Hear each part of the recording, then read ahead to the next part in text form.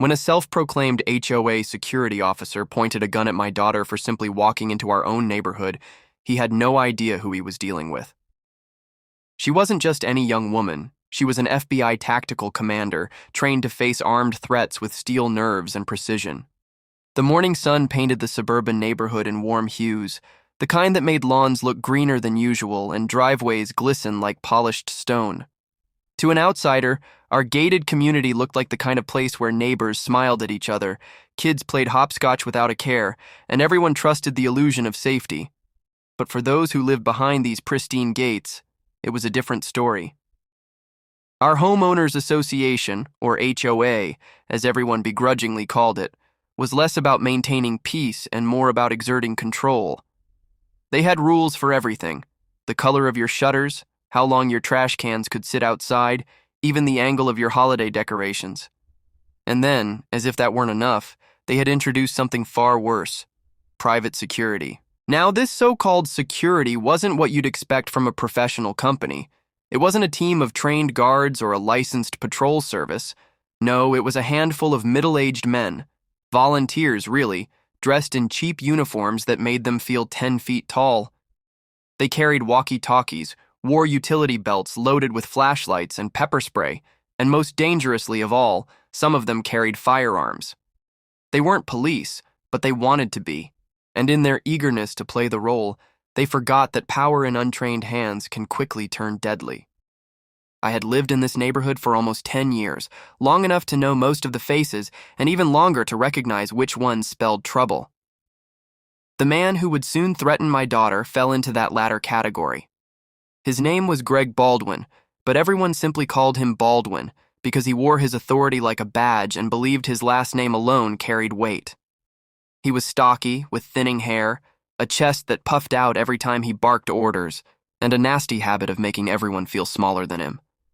Baldwin wasn't paid a cent for his security services, but he acted as if he were the sheriff of our gated world.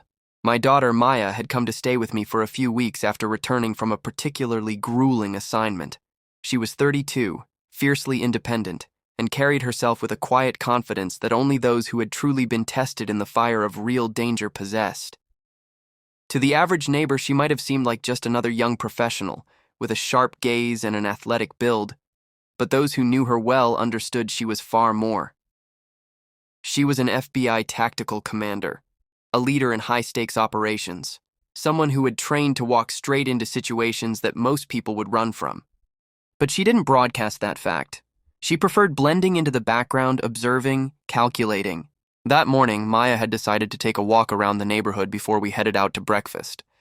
She wanted fresh air, a chance to clear her mind, maybe even a glimpse at the place she'd once called home during her college years. She wore simple joggers, a black hoodie, and her earbuds. Nothing flashy, nothing that should have caught anyone's attention. But in Baldwin's world, everything was suspicious if it didn't fit his narrow mold. From my porch, I watched her stride down the sidewalk with the kind of grace that came naturally to her. I didn't think twice about it until I noticed Baldwin's golf cart turning the corner. He drove it like it was a patrol cruiser, the sides plastered with homemade decals that read, "Neighborhood Watch Security." His eyes locked on Maya almost immediately. I frowned, my stomach tightening. I knew that look. It was the look of a man already convinced he'd found a problem before a word was spoken. Baldwin slowed the cart to a crawl, then stopped right in front of her path. "What do you think you're doing here?" he barked, his voice carrying across the quiet street. Maya paused, tugged one earbud out, and raised an eyebrow. "Excuse me." "You heard me," Baldwin said, climbing out of his cart. His hand rested dangerously close to the holster on his hip. "This is private property, residents only." Maya's lips curved into the faintest smile. "I'm a resident. I'm visiting my father. House on Magnolia Lane." But Baldwin wasn't listening. He never did. He thrived on confrontation, feeding on it like oxygen. He stepped closer, squaring his shoulders as if sheer size would intimidate her. "Got any proof of that? ID? Lease? You don't just walk around here in a hoodie looking suspicious." From where I stood on the porch, my blood boiled. Suspicious? The word had an ugly undertone, one I'd heard him use before when talking about delivery drivers, landscapers, or anyone who didn't look like his idea of a neighbor. I opened my mouth to call out, but Maya's calmness held me back. "Suspicious?" she repeated slowly, her voice smooth. "I told you who I am and where I live. That should be enough." Baldwin sneered. "Not nearly. See, we have rules here, and I enforce those rules. So unless you can prove you belong..." His hand twitched, and before I could even comprehend what was happening, he unholstered his firearm. The metallic glint caught in the sunlight as he raised it, finger dangerously close to the trigger. My heart lurched into my throat. Neighbors peered from their windows, frozen. Time slowed, stretching into unbearable silence. And then Maya moved, not recklessly, not with panic. She simply straightened, squared her stance, and looked Baldwin dead in the eye with a composure that stunned even me. Her voice was steady, controlled, and chillingly firm. "You just made a very big mistake." That moment was the spark. The gun hadn't gone off. Nobody had screamed. But in that heartbeat of silence, I knew everything had shifted.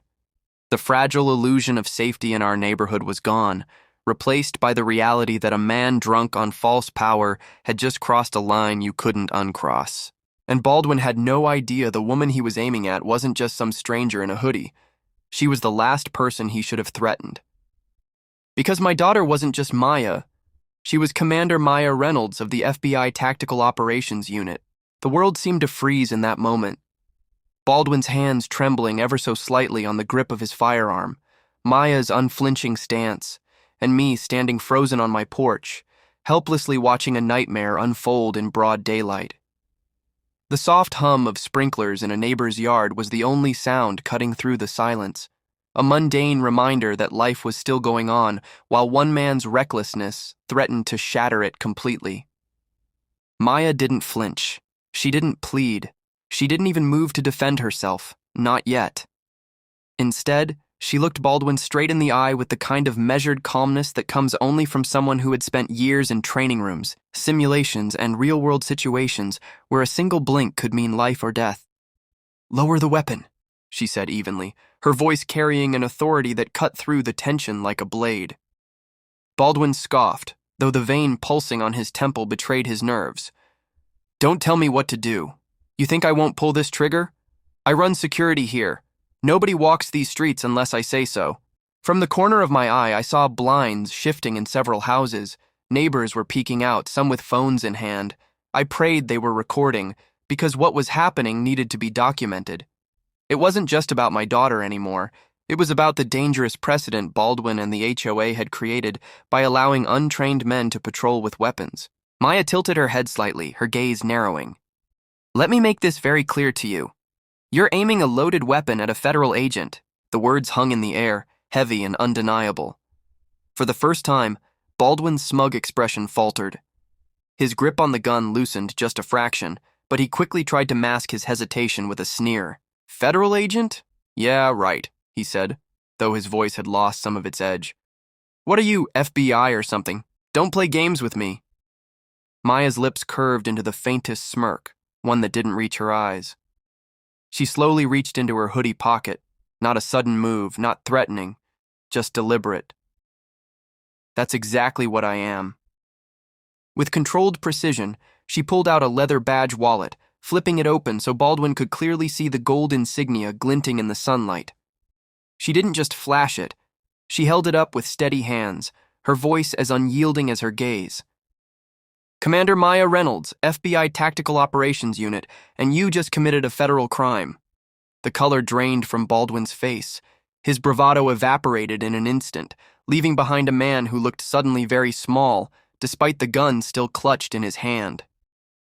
The neighbors gasped audibly from behind their curtains. Even from across the street, I could feel the shift in energy. The hunter had just become the hunted. "You're lying," Baldwin muttered, though his voice trembled.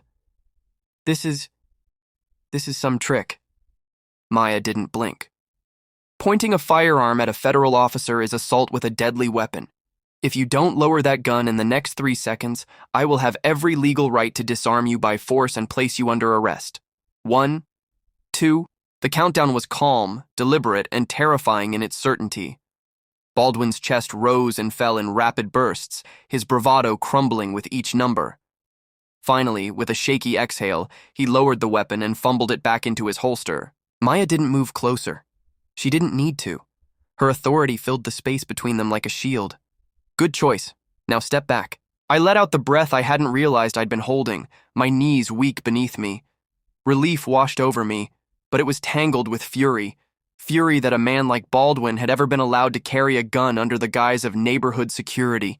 Fury that my daughter, who had faced down cartels and armed extremists, had to stare down a power-hungry HOA volunteer in her own father's neighborhood. But the confrontation wasn't over. From the opposite end of the street, another golf cart rolled up, this one carrying two more members of Baldwin's so-called security team, Daryl and Clint, both notorious for following Baldwin's lead like sheep.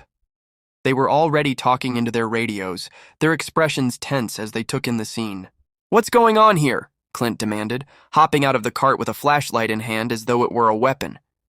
"Yeah, Baldwin, you need backup?" Daryl asked, scanning Maya with suspicion. Baldwin swallowed hard, his face pale. She says she's FBI, he stammered. "She doesn't just say," Maya cut in, her tone sharp enough to silence them. She flipped her badge open again, her voice ringing with clarity. "Federal Bureau of Investigation, Tactical Operations Commander. Your friend here just pulled a firearm on me without cause. That's not security, that's a felony." The two men froze, their bravado evaporating just as quickly as Baldwin's had. Daryl's mouth opened, then closed again. Clint shifted uncomfortably, glancing at Baldwin as though silently blaming him for dragging them into something way over their heads. "You've got to be kidding me," Daryl muttered under his breath. "I wish I was," Maya replied coldly. At that moment, the sound of sirens pierced the air, faint at first, then growing louder as patrol cars approached the neighborhood gates. It seemed someone had finally called the real police, and for once I was grateful. Baldwin's face drained of color completely now, his hands twitching nervously by his sides.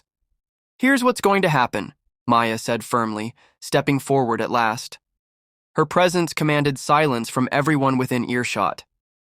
"You three are going to remain exactly where you are until law enforcement arrives. You will surrender your firearms, and you will answer for your actions. Do not—" Her eyes locked on Baldwin. "Do anything stupid." For once, Baldwin didn't argue.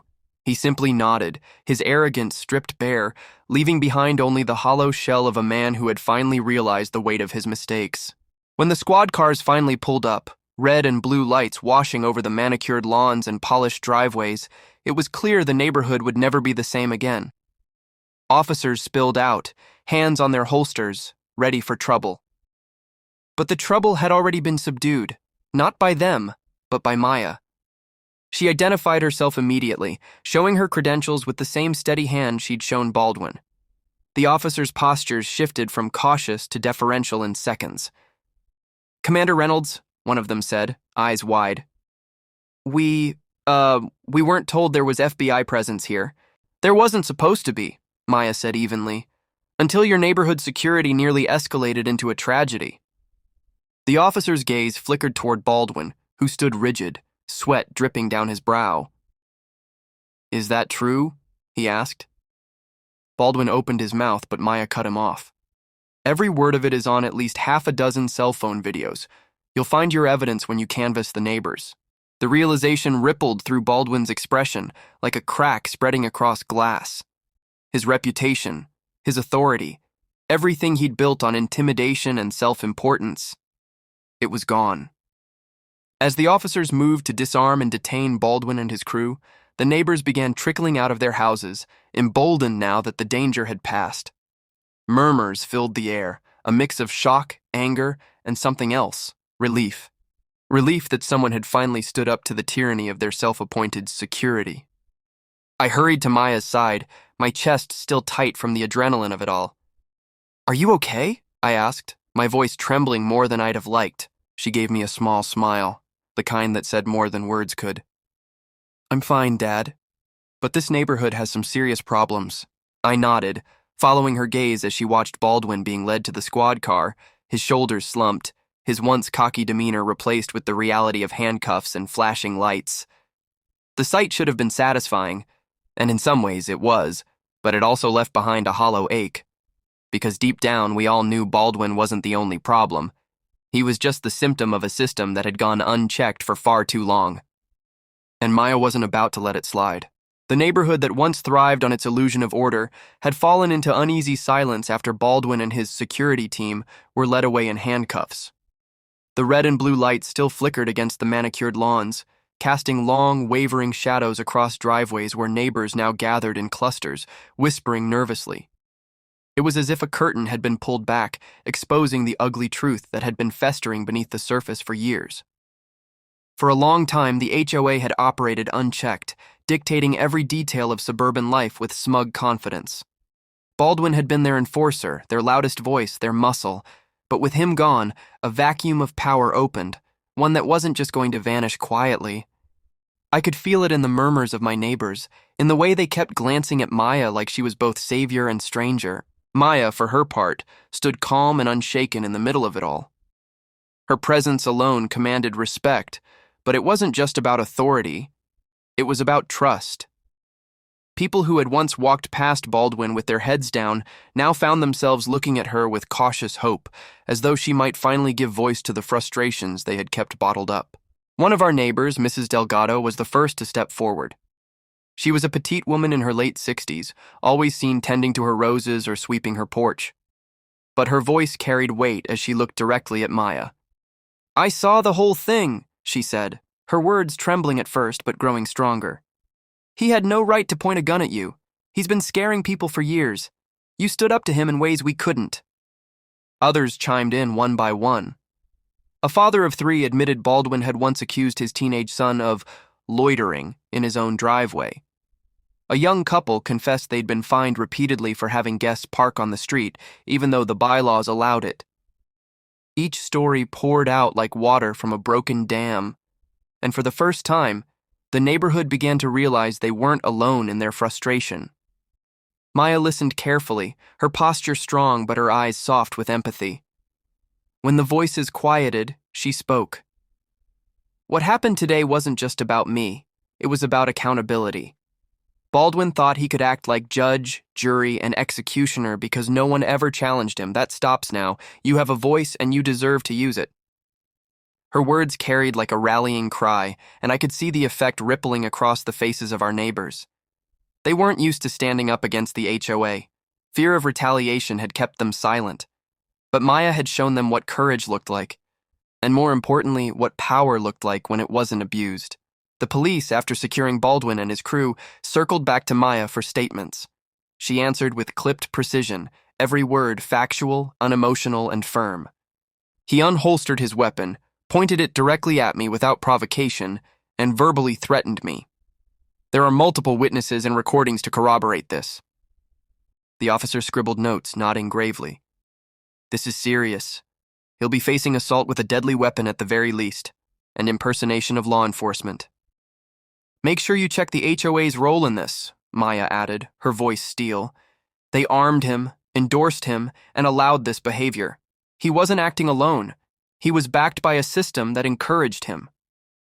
The officer hesitated, then nodded again, clearly aware that this wasn't going to stay a small matter.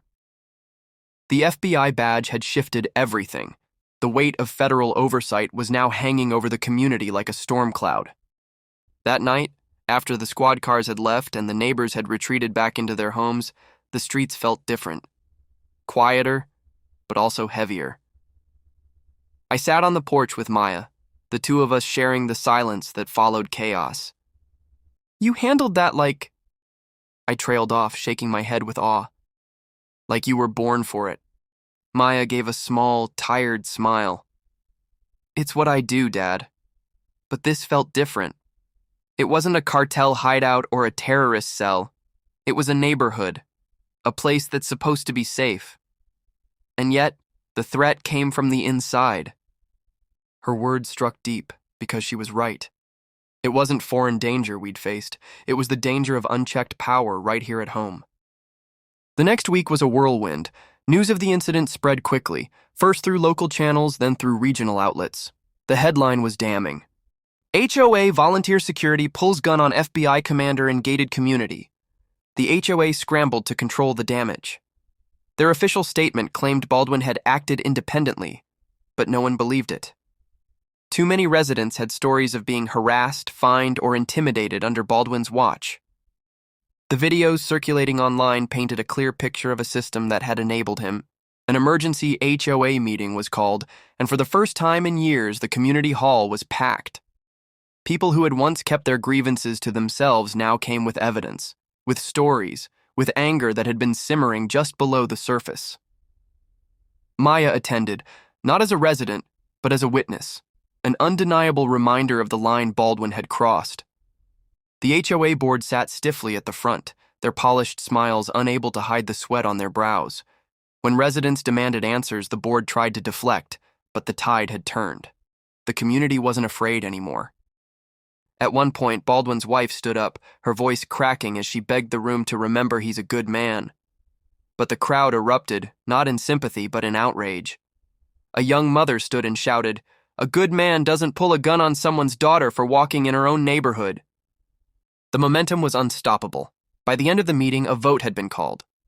The HOA president and 2 board members resigned on the spot, their authority crumbling under the collective will of the people. A motion was passed to disband the so-called security program entirely. For the first time in a long time, the neighborhood felt like it belonged to its residents again, not to the few who had lorded power over the many. In the weeks that followed, Baldwin's case moved swiftly through the legal system. With video evidence, multiple witness testimonies, and Maya's federal standing, the charges stuck. Assault with a deadly weapon, impersonation of law enforcement, unlawful possession of a firearm. The list was long, and the sentence would be longer. He went from patrolling golf carts to awaiting trial in a county cell, stripped of every ounce of authority he had once wielded. But the most profound change wasn't in Baldwin. It was in the community itself. Neighbors who had once kept to themselves began checking in on each other. They started community meetings, not the HOA kind, but genuine gatherings where people shared ideas about safety, improvements, and celebrations. Kids played freely on the sidewalks again. The fear that had once lingered in every interaction had been replaced with something new: unity. One evening, as the sun dipped low and painted the houses in amber light, Maya and I took another walk around the neighborhood. This time, there were no golf carts following, no suspicious glares, no hostile voices. Instead, neighbors waved, some stopping to thank her quietly, others simply offering a smile that carried more meaning than words. "You changed this place," I told her softly. She shook her head. "They changed it. I just reminded them of their strength." We walked in silence for a while, the sound of laughter spilling from a backyard barbecue, the scent of grilled food mingling with the fresh-cut grass. It felt like the neighborhood I had once dreamed of when I moved here, a place of community, not control. As we rounded the corner back to my house, Maya slipped her hands into her pockets and glanced at me. "You know, Dad," she said with a faint smile, "it's funny. I face armed criminals for a living. But it took coming back home to remind me that courage isn't just about tactics or training. Sometimes it's about standing up in the place you least expect to need it." Her words stayed with me long after that night. Because in the end, what happened with Baldwin wasn't just a story of one man's abuse of power. It was a story of resilience, of a community reclaiming its voice, and of a daughter who reminded us all that true authority comes not from fear, but from integrity. And as the neighborhood slowly rebuilt itself, one thing became clear: we were never going to let another Baldwin rise again. When a self-appointed HOA security officer pulled a gun on my daughter, he thought he was scaring a stranger. What he didn't know was that she was an FBI tactical commander, and his recklessness would unravel not just his own authority, but the entire corrupt system propping him up. This is more than a story about arrogance meeting justice. It's about courage, accountability, and a community rediscovering its power. If you found this story powerful, don't forget to like, subscribe, and share for more dramatic real-life tales on Hidden Compass Stories.